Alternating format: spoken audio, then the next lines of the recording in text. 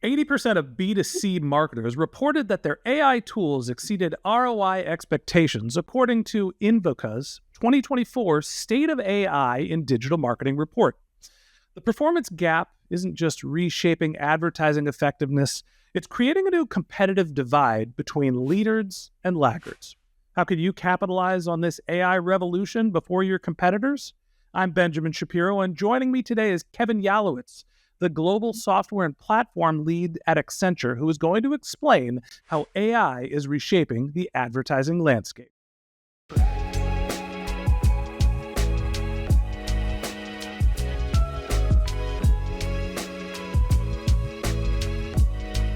Kevin, welcome to the MarTech podcast. Thank you for having me. It's great to have you here. Excited to have you on the show and talk a little bit about artificial intelligence and specifically the impact in advertising. So let's start off at the top. What are the three ways AI is impacting advertising? Yeah, it's interesting. AI is broken onto the scene and sort of taken every corner of our daily lives by storm.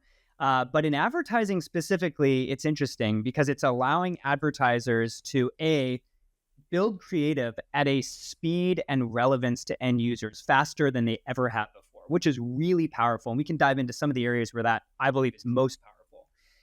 The second is it's driving better segmentation and better targeting, which means better ROI. And your exact point, as you opened up, hits at that. And we're seeing that in our data, which we can dive into a bit later. And then I think third, it's making content more relevant to end users. And why does that matter? It matters because at the end of the day, ad dollars chase eyeballs and attention. And when you have content that's more relevant to the end user, it tends to attract better outcomes for those advertisers. So it's an exciting time.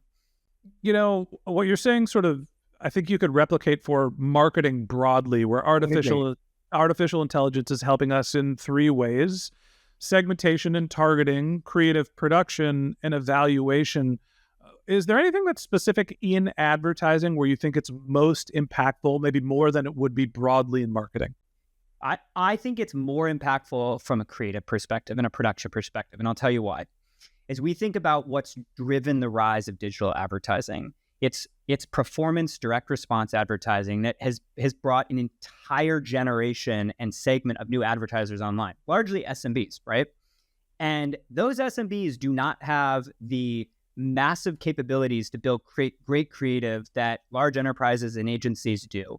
So it's an unlock for them. It's an unlock for them to be on par with the best of the best and reach audiences that frankly weren't reachable before. And that comes down to a format perspective, right? Think about video. You don't engage with a video ad that's mediocre, right? You engage with a video ad that's compelling and has compelling content and tells a story. That's now something with AI and with Gen AI, and many of these tools are baked into the platforms. It's possible today. It's exciting. Yeah, it's interesting. I thought you were going to go a different direction. My assumption would have been that the evaluation piece is what's farther along in advertising, just because there's so many variables that can impact an ad. What's the color of the background? What's the creative? What's the message? What's the copy? So all of this multivariant testing that helps you understand why an ad is impactful seems like something that is specifically valuable in advertising. And maybe this is chicken or the egg. If you have good creative, you get better evaluation, so then it becomes self-fulfilling. You're not wrong, but I would argue that the path to better evaluation, we started down that road with AI and machine learning, right? That has been improving materially year after year. For really the past half decade. Gen AI has been unlocked for that production and creative. Yeah. I think is a step change different. Yeah, I hear you. It's easier to create more variables, right? It's easier to create different creative. And now we're getting into, as you mentioned, the video production. Recently, Google just launched, I think it's called VO3, the new sort of standard in video production. I'm curious to hear your perspective. How do you think consumers feel about AI-generated content in advertising? Are we okay with the ads being generated by a machine as opposed to a human? Yeah. It is. It's very interesting. So we like to keep our finger on the pulse of both how consumers are thinking about AI and advertisers. In order to do that, we commission research every year to dive into that. And a couple of months ago, we looked at this both from an advertiser lens and from a consumer lens. And I'll be very honest with you, I was somewhat surprised by the results. So 70% of consumers have had some exposure to Gen AI, self-reported, right? Which is actually pretty high if you think of. I mean, 30% have been exposed and just don't realize it was Gen AI. Correct. But if you look within that 70%, about 50% are now using it weekly. And within that 50%, 70% think that AI-generated content can be better than consumer-generated content, which is shocking, right? Because I don't actually know that I would necessarily even agree with that today, right? That we need to maybe have a little debate about the human element of creativity. Broadly speaking, though, there's excitement among consumers around Gen AI. The one sticking point is this, though. There is still a reticence to trust generative content. And disclosure, when you disclose that the content is from AI, dramatically increases the trust in that content, meaning it goes from about 25% trust to 80% trust among users of AI. I got to ask you about this. Hang on. Because I just had an experience yesterday of all things, and this is trying to drive organic interest and traffic. I had a LinkedIn post. Yep. I was copying somebody else's post. The meme was podcasts, and it had moths going towards one of those like bug zappers. Okay, and, yeah. And it basically said podcast was the bug zapper and the moths were vendors. So anybody that wants to be on a podcast is a vendor. And I was like, that's a little insulting to podcast producers. And the person that published it was a newsletter creator. So my joke was to create the exact same meme, but to have it be newsletters and bots. So I went to ChatGPT and created moths to a flame with newsletters and bots. And it got a tag, a creative rights tag or whatever GPT puts on it. So when I published the image to LinkedIn, it said, hey, this is made through artificial intelligence. Right. LinkedIn didn't share that content at all. I think the meme was hilarious. So no fault of the creative. It was funny. But it was no circulation. So my inference is that LinkedIn specifically does not want AI-generated content to flood the zone. And I'm assuming that also is how consumers feel in advertising. And you're saying the opposite, that if you can say, hey, this was generated through artificial intelligence, it creates more trust. Yeah. Walk me through that. That's right. I mean, that's what consumers are telling us. But let's be clear. The path to getting to an ideal end state is not simple. I would suspect that the reason why a company might block that type of content is they haven't reviewed whether you have the rights to actually share what's in it, right? Which is a major tipping point that I would say most tech companies are taking a bit more of a conservative approach on. So that's the first point, right? The second point, and this is where things get quite interesting, is consumers this is early days. So what we've not seen yet is if you disclose that the vast majority of creative in a Netflix episode that you are watching is generative, we've not really seen yet, is that something that's going to touch a third rail with consumers or not? They're stating they're comfortable with it, but we're evolving a bit as we go, is my point. And I actually think that's okay, to be very candid with you. I mean, the balance will be, how do you mix the volume of content that is generative with disclosure in a way that's not detrimental to the user experience?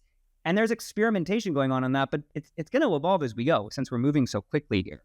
Yeah, it's a really confusing time. And I think there's a debate to be had of what is AI-generated content. Like, I have this concept, I use generative AI, then I edit it. Is it AI-generated content? Or I produce an image and then I have AI refresh it? Like, generative AI is in everything we do. So how do you classify something as Gen AI created content? It's like a Napa Cabernet or Champagne, right? When you're above a certain threshold of grapes, you have to disclose that that's where it came from. But there is a little bit of gray area, more than a little bit of gray area today, about what is that line where that disclosure is required. But let me ask you this. Mm-hmm. If you were to think about everything that you consume in your daily life, whether it's your LinkedIn content or video content on YouTube or Netflix, what percentage would you say has some generative AI? 80+%. Okay. So I'm assuming in media, people are using generative AI for research, for post-production editing, like thumbnail, like it's in everything. Yeah. I think you may have been a respondent to our survey, because it's interesting. That's like that's the exact number that consumers gave us, that roughly 80% of what they consume has some sort of generative component to it. Now, I would submit to you that that number is very hard to discern. And I would argue that content that is wholly generative AI created is far lower than that. Is this interview generative AI created? Like, it's just me and you sitting here on a Squadcast call recording our conversation, but I use generative AI to figure out what questions to ask you and what I think is going to be relevant to our audience and how I should write our titles, and it's probably used in our thumbnail production. Like, is this interview generative AI? You're not a bot. I'm not a bot. We're not machines. We're two people talking to each other. How do you know? Are we not bots? Do you know that for sure? I'm real. Me too. 100% human. Me too. No hard. I take it back. I was going to say no hardware. I broke my ankle. I have a metal plate in my ankle. I'm part machine now. Yeah. I would argue, and this is a personal opinion, that the answer would be no. Right? That the core of what we are discussing here is our original IP that you and I developed, and it's us putting it in our own voice. But yes, some of the prep that goes into that is supported by generative AI, but that doesn't make the content itself generative content. My takeaway is consumers are comfortable with generative AI when they feel like things are labeled appropriately, when they have an understanding of how it was produced, but the labeling is very confusing. Let's also talk about the platforms.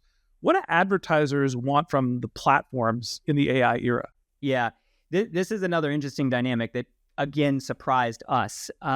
First and foremost, advertisers are using Gen AI at a much higher degree than I would have expected. So 60% of ad buyers are using generative AI to do planning and analysis of ROI outcomes today. That's really high in my view. So there's a clear step towards making this real. And most advertisers are starting to make decisions about where they place ad buys based off of the AI features that those platforms offer. So that's a really important product implication for those in the audience that run an ad product business, that advertisers are making decisions on this now. And I would argue what's compelling about getting this right now is that advertisers are fickle, right? Particularly performance advertisers. They're after ROI and outcomes. What's interesting though is they're willing to move budget very quickly. Meaning in a given month, an average 55% of advertisers are actually willing to shift budgets between platforms within a month. And there's even a 20% within that are willing to do it on a weekly basis. So if you have a compelling story to tell about how AI will improve outcomes for advertisers, the results of that can manifest very quickly. I think there's two components to it. One is, does generative AI integrated into an ad platform help me drive more ROI? I think there's also an ease of use component. Talk to me about some of the tools that the platforms are integrating that just makes the process more efficient. Yeah. So what we're seeing is it's sort of on the front end of the process from onboarding and product usage. And let me give an example. I mean, if you take an ad manager that is broadly used, like Google Ads Manager, for instance, a lot of performance advertisers are familiar with how to use the product. It's been perfected and refined. But if you look at advertisers that sit in more of the experimental bucket, right, where advertisers are placing net new bets to reach new audience. Maybe it's in audio, maybe it's towards Gen Z. Advertisers in that segment are using Gen AI to make the process to becoming proficient and an expert in using the platform just faster. So it's that usability angle that we've seen the most, to be totally honest. What I'm hearing from you is Gen AI built into programmatic audio advertising as an example for a channel, or if I'm trying to reach Gen Z, right, the experience of onboarding and placing a TikTok ad that's where Gen AI is really making the platform more effective. It's getting through that first onboarding funnel is a little easier. Hey, here's who we suggest your audience should be. Hey, 100%. creative we can produce for you. We're going to optimize the campaign for you. And that's where advertising platforms are iterating. Talk to me about how the balance of power has changed in advertising based on some of the platform changes. Yeah, but before I do, I have to inject one point. It's a little bit contrarian. So, despite all this advertiser excitement around using Gen AI to better their output, 90% still really value human interaction. Where is there human interaction in the ad buying process? Are we still going to people, having them media buyers buying our ads? If you're spending a lot of money on a platform and you're running into a problem, or you are not meeting your ROI objectives, they want to be able to pick the phone up and talk to a human. So I think there's an interesting dynamic here, right? That ad platforms have to balance, which is you can't pull the humans out of the process entirely today, because at least now advertisers still really do genuinely value that. Yeah, it's interesting. In customer success, right? Humans are still relevant. People don't want to talk to bots. Yeah. We want to talk to people. Now, the question is, are the people on the other end actually more efficient than whatever optimization tactic you might get from machine learning, from AI? Right. Who knows? But that's right. But all right, tell me about the balance of power. Yeah, I think that it would be worth prefacing this discussion with sort of what's happening from a macro perspective, right? So we came into the year with most of the market analysts saying there was going to be around 10 to 13% growth in digital advertising, right? eMarketer was at 13%. And those estimates have already been revised down, right, to roughly the 8% range. Less money going into advertising. Well, why is that, right? You drive down consumer purchasing power, and there's less ad dollars that are going to chase the consumer spending. So that's 101, but it's an important point to get to your question. Why? Because when you have a constrained environment, we would argue that it shifts more of the power to the advertiser, right? It gives the advertiser the ability to say, I am only going to play on these platforms where I know there's considerable upside opportunity. And frankly, we might not take as many bets on experimental platforms unless there's a compelling reason to do it. This ties back to what we were talking about before, right? If you're able to enable an SMB to do really compelling audio creative, that's now something that's no longer experimental. It's real. So I think there is a definitive shift of power to the advertiser, but platforms still have the ability to materially attract new segments of advertisers by doing everything we just talked about around Gen AI. What I'm hearing from you is there's less cash flowing through the economy, so the total volume of media buying has gone down, so the advertisers have more power, but they're also a little bit more risk adverse. It also sounds like you're saying they're spreading the peanut butter thin, right? They're not just going to Google and Facebook, who I understand you might not be able to comment on specific advertisers, but the dominant players in digital advertising, they are choose. That's interesting. And that right does accrue to larger players that have not made that compelling case yet that they can reach a different audience or provide better ROI than the big platforms.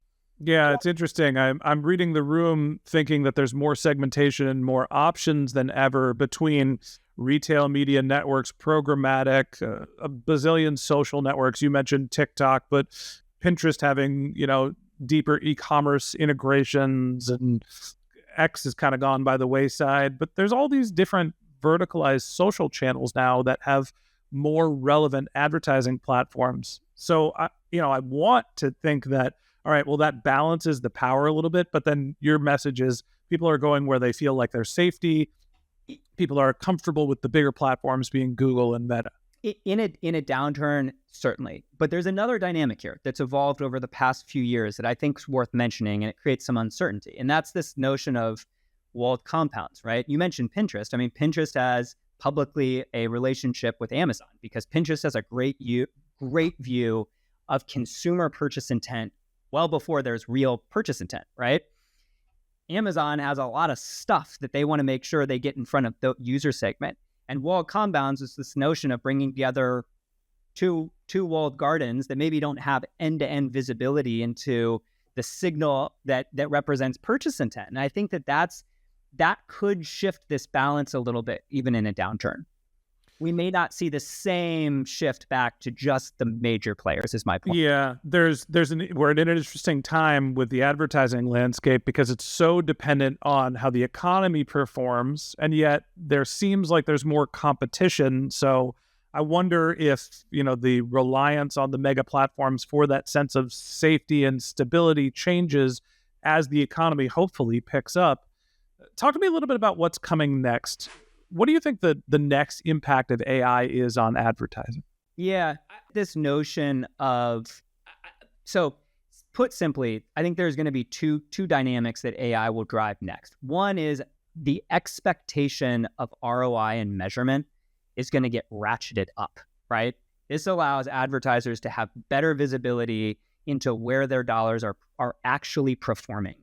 And we've seen that slowly ratchet up over, frankly, the past decade. This is going to be a step change ratcheting of that. It has major implications for ad platforms, because if you fall in the group that is not evolving and enabling advertisers to use AI to drive better ROI, better creative, you're not going to meet those expectations, right? And the fickle nature of advertisers, and we talked about the speed of shifting, is gonna change, right? So to me, that is a major dynamic. I think between ChatGPT and now Google has search Gemini search reviews, like those are two products that fundamentally change how ad inventory works. And it's really going to be exciting to watch how that shakes out. Yeah, it's interesting. Yesterday, Google made an announcement that they are enabling an AI mode in search. Yep. And then today, people started realizing that they're already integrating ads into AI mode in search. And so now there's an entire different delivery mechanism for one of the biggest platforms. And obviously, there are, startups that are nipping at Google's heels with Perplexity and ChatGPT, OpenAI as well with their search platform. I don't think that the monetization path is necessarily clear for search. I do think that there's going to be a ton of evolution. And then the question is, how do all these companies figure out how they're going to monetize? Exactly. But there it would be hard to argue that is not going to be the largest impact to digital advertising going forward. It's basically the basics of it, right? Yeah, absolutely. I think that, we have these behemoth, very expensive to produce, very expensive to operate companies that are changing the entire world and putting pressure on the incumbents that have no monetization strategy other than subscriptions, right? We all have our GPT subscriptions, and maybe that's just the way of the world and everybody has to pay their licensing fee to be able to operate. Google doesn't have a subscription to be able to search. Maybe GPT can have that as their primary, methodology. I do think that the monetization levers are going to change in advertising dramatically over the next few years. That said, Kevin, I want to move on into our lightning round, where I'm going to ask you MarTech-related questions related to AI's impact in advertising. Are you ready? I am very much ready. All right, here we go. How will agentic architecture change how software is sold? It's going to flip it on its head. Software today is sold by, largely speaking, in seats, right? We pay for a software seat because software is a tool that allows a human to do something. Agentic AI is going to shift this, right? Because agents are going to do more of the work, and it's going to shift the pricing model in most cases to be focused on value and outcomes. And that's a major shift for most software companies. It's interesting. I think that the shift has been coming for a while, and I think that there was this notion of sort of the legacy long-term subscription. We're going to lock you in for 3 years and charge high rates to, seats-based, and then we got to usage-based, and then even hybrid, where you pay a small fee and then a usage fee. Is this just the natural iteration of what we've been seeing, or is agentic AI actually causing the change in business models? I think agentic AI is a major accelerant to it. I think it would be hard to say that it's evolutionary, not revolutionary. It just like everything else. It changes it changes the function of what software does and how we use it, which necessitates the need for a different business model. And that's not a business model that most software companies are ready to do today, but it's a model that most end consumers of it want immediately. just like everything else, agentic AI is not necessarily changing how things are done. It's just changing the pace of how things are done. Yes. All right, let's move on to our second question. Is Clay a GTM game changer or a well-marketed version of Google Sheets? I think the jury is out on that one still, to be totally honest with you. It has some very compelling features, but honestly, I think the jury is out. I think Clay is a fascinating business. I appreciate their platform and infrastructure. Yeah. I think that the take of what they're doing is being the place where you can ingest and use your own licenses and your own usage models, and you don't have to pay a platform fee necessarily, or a small one. Yeah. And so I do see it being a utility. I also think that it's so hot right now, and they do such a good job with marketing, and it's just, they've figured out the secret sauce to just be that cool company that everybody feels like they need. So it's a little hard to tell whether you should be trying to develop your own platform or your own solutions, or use what all the cool kids are doing. Yeah, that's fair. I think what's interesting this is the biggest headwind for anything that we've talked about from a software perspective or a platform perspective is enterprise adoption.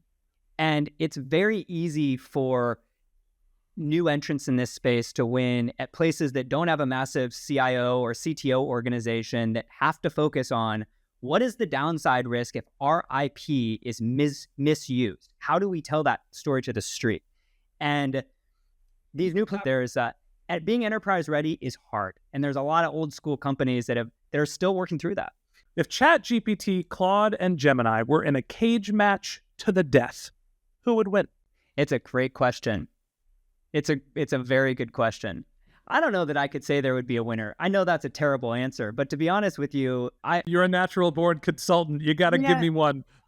I think that the money would be on the player that probably would actually win the match. Well, let's talk through this a little bit. Yeah. You have, let's start with Gemini. I think the incumbent, right? It's got all this backing. They've got all the data in the world. It's supported by Google. They've been doing artificial intelligence and machine learning for a long time. You've got ChatGPT, who in this case has a first mover advantage, very well backed, has all the momentum in the world. And then you have Claude, who seems to be a specialist and understands sort of the human tone, which might actually be what matters the most when it comes to artificial intelligence. So with that framing, where you have the backing of data, the first mover advantage, or the general ethos of what people want, which one are you picking? I have been very impressed with, the breadth of Gemini. I've been quite impressed with the depth of ChatGPT, but I will say the one player that has surprised me on its answers to really complex questions where I want to see deductive reasoning is Claude. So had you asked me 2 weeks ago, I would have said Claude may have been the winner here. But what's interesting is we now see, deep research modules actually from both players, and it's pretty compelling. I don't know. If I had to bet on all three, I might do it. I created a podcast strategy using all three LLMs yesterday. Did you? And yes, and I used all three, and I think that here are the use cases where they became interesting. One, I started with Gemini because Gemini has access to emails and all of my docs, and it was easier to upload. Also, huge context window. Yes. So I can feed all of my transcripts for all of my conversations with this client and all of the onboarding docs and everything. Just, hey, here's a huge data dump. Yep. And I need to create a master brand doc to feed to all the other LLMs to do everything. Then I took the sort of consolidated data that Gemini spit out after I gave them all of my context and fed it to GPT and said, okay, here's the context of the podcast I'm trying to produce. Now let's do some deep research, because I think the reasoning for GPT is best in class. Analyze the podcast industry, help me figure out what the media sources I should be looking at to figure out what's relevant, help me figure out my competitive set, like go through the internet, do all the really hard work, yep, and then come back and take all of that, and then I feed it to Claude and I say, here's all the information in the world that you need about this podcast. Write the podcast description, right? Claude's the best copywriter. And so I do think if we're talking about a cage match where you say, well, I think 2 weeks ago, I'd say Claude, the end result for me was Claude. Yeah. But I do think that they all sort of jump from the top rope to use the cage match, and they kind of land in the same pile together. All three of them are necessary. The interesting part of this, though, is it also defines what the cage match fight is based off of, right? Because if it's based off of broad adoption, I mean, to be very clear, Gemini is the most used model, right? If you just take Google search summaries by Gemini, it is the most used model. Now, we both know that ChatGPT has more paying subscribers than anyone else, so there's an angle there. So I think it's a complex question, but I call BS on that. Gemini's the most used model, but people aren't going to Gemini to use the model. Google is replacing their existing features with Gemini. So you're using the installed. But objectively, it's a fair point. But this is a multifaceted debate for sure. Yeah, we could have done a whole podcast on this. All right, moving on to our last question. Who gets fired first when agentic AI becomes a reality? You're not going to like my answer on this. Oh, not the podcast hosts. No, it's you and me. Both of us, right? Fire up Notebook LM. We would have had this podcast done without either of us being present. We're both gone. Not disagree more. What? There is a room for human speculation and personality, and that's look, we're not just stuffed golf shirts. Come on. I joke. I totally agree with you, but it is actually really compelling where we are seeing material gains in things like podcasting that really weren't the case even 2 years ago. So I agree with you fundamentally, but my interest has been piqued by Notebook LM. Yeah, to me, the answer is the laggards, right? And this could be anywhere in your organization. It could be your entry-level job, your mid-market, could be your executives. The people that don't understand how to use artificial intelligence to do what they do better are going to go the way of the dodo bird. Yeah. If you don't understand how to use the technology to become more efficient, you're a dinosaur. Yep. And so to me, it's not, well, the marketers are gone or the finance people. It's not any specific business function. It's not any specific role. It's a question of whether you know how to use the tools or not. Do you know how to use a typewriter when it first came out? The people that could do that and that could type quickly became super powerful. Yeah. Right? That's right. That's exactly right. All right, I'm answering my own questions. Anyway, Kevin, I like your point though. I think your point about laggards is spot on. There are types of work though that I think are more susceptible to disruption by Gen AI than others, right? Basic root research, right? Like that's something now that you just talked about that. Like you're doing that today. We are doing that today. And even if you're not a laggard in that space, those that are doing that work as their primary job probably need to pivot to figure out, as they become a leader, what are they doing differently, right? And how are they moving to a different role? Yeah, I think that there's always going to be everybody's term du jour, human in the loop. Somebody's going to need to know what they're researching. Somebody's going to need to ask the questions that need to be answers. And so, again, in research, in creative, in all these things where podcasting, where everybody says, oh, that role's going away. No, there might be less people doing it, and the people that are going to be doing it are the ones that understand how to use the tools to do it the best. All right, Kevin, I appreciate you coming on the podcast and telling us a little bit about the advertising space and speculating about what the world's going to look like in the future. How can people get a hold of you and give me anything that you have to promote? Yeah, well, we have some very interesting research on how this space is evolving. You can find me on LinkedIn, Accenture.com. Both are great ways to reach out to me, and I'm happy to talk about all these topics in detail. All right. And that wraps up this episode of the MarTech podcast. Thanks for listening to my conversation with Kevin Yalowitz, the Senior Managing Director of Global Software and Platforms at Accenture. If you'd like to get in touch with Kevin, you can find a link to his LinkedIn profile in our show notes or on martechpod.com, or you can visit his company's website, which is accenture.com. If you haven't subscribed yet and you want a daily stream of marketing and technology knowledge in your podcast feed, hit the subscribe button in your podcast app or find us on YouTube, and we'll be back in your feed every week. All right, that's it for today. But until next time, my advice is to just focus on keeping your customers happy.